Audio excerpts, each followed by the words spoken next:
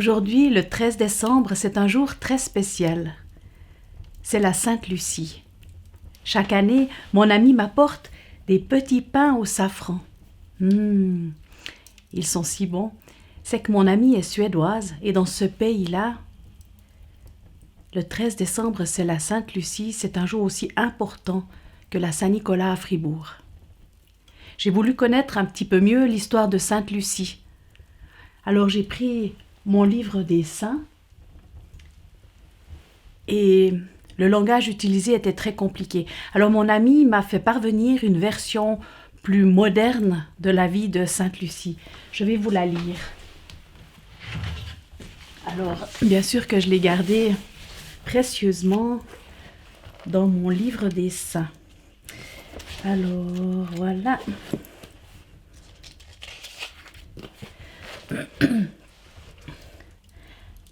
Alors, Lucie est née le 13 décembre 284 après Jésus-Christ à Syracuse en Sicile. Ses parents étaient riches et Lucie a été élevée dans une ambiance chaleureuse et à l'abri du besoin. Lucie était une belle petite fille et sa beauté était connue dans toute la ville de Syracuse. Elle avait des yeux si lumineux et si brillants qu'on les comparait au soleil. À 5 ans, elle a perdu son papa. Sa mère l'a élevée dans un environnement tourné vers l'aide aux plus pauvres, à la dévotion. Plus tard, le chemin de Lucie a croisé celui d'un homme qui lui a raconté l'histoire de Jésus et sa vie extraordinaire. Lucie a été troublée et touchée par les paroles de cet homme. Elle ne pouvait plus penser à autre chose. Elle a commencé à lire la Bible en cachette et sa foi en Dieu a grandi chaque jour un peu plus. À l'âge de 15 ans, Lucie a rencontré l'amour. Le jeune homme qui la faisait rêver était issu d'une famille pauvre et simple. Leur amour grandissait de jour en jour. Mais la mère de Lucie l'avait destinée à un mariage riche avec un jeune garde de la troupe de l'empereur. Elle voulait être sûre que Lucie ne manquerait jamais de rien. Le cœur de Lucie était déchiré entre l'amour qu'elle portait au jeune homme et la volonté de sa mère. Un jour de désespoir, et pour ne plus être tentée de revoir le jeune homme dont elle était si amoureuse, Lucie s'est arraché les yeux. Elle s'est ensuite rendue à l'église où elle s'est agenouillée devant l'autel en implorant Dieu de lui donner la force de continuer à croire. À ce moment précis, le miracle s'est produit. Dieu lui a rendu des yeux encore plus beaux et encore plus brillants qu'avant. Ce miracle a fait croître la foi de Lucie. Les chrétiens de la région admiraient cette jeune fille et ils étaient de plus en plus nombreux à être touchés par Lucie et à l'entourer. C'était l'époque où l'empereur voulait exterminer les chrétiens, prétextant qu'ils étaient source de malheur. La chasse aux chrétiens s'intensifiait. Pour échapper aux Romains et à la mort, les chrétiens se sont cachés dans les grottes et les catacombes de la ville. Il faisait froid. C'était l'hiver. Lucie s'activait pour aider et sauver ses amis chrétiens. Toutes les nuits, quand les rues étaient calmes, Lucie sortait en cachette de sa maison, où sa mère dormait tranquillement. Elle était vêtue d'une longue robe blanche et ses longs cheveux blonds tombaient sur ses épaules. Elle portait sur sa tête une grande couronne parée de bougies qui illuminaient son chemin. Lucie était chargée de petits pains et de boissons chaudes qu'elle amenait aux chrétiens cachés.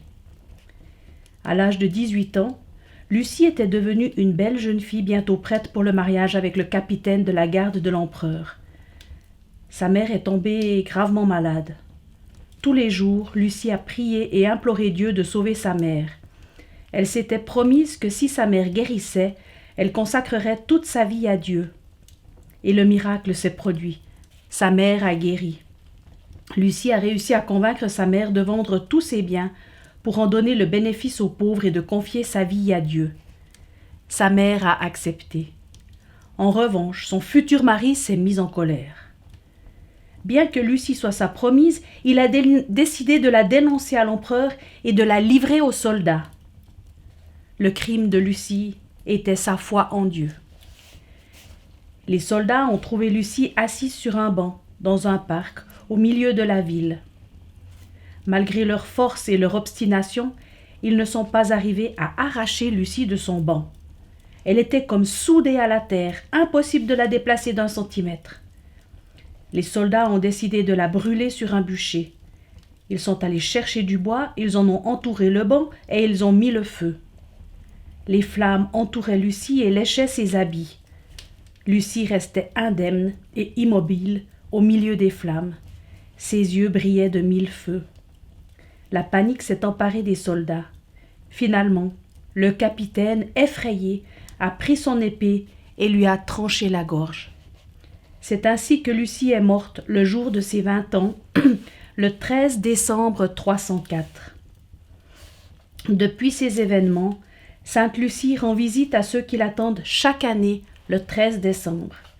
Elle apparaît au crépuscule, toute vêtue de blanc, une couronne de bougies sur la tête et les bras chargés de paniers avec des petits pains au safran, des biscuits à la cannelle et des boissons chaudes.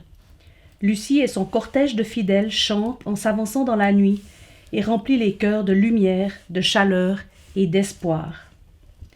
Avec Sainte Lucie, l'hiver paraît moins froid et sombre. Lucie, symbole de lumière, marque avec l'Avent le début de la saison de Noël. Alors je vous souhaite à tous une très belle fête de Sainte Lucie et en particulier à mon amie. Et je tiens à la remercier pour les statues de Sainte Lucie et pour son partage sur Sainte Lucie.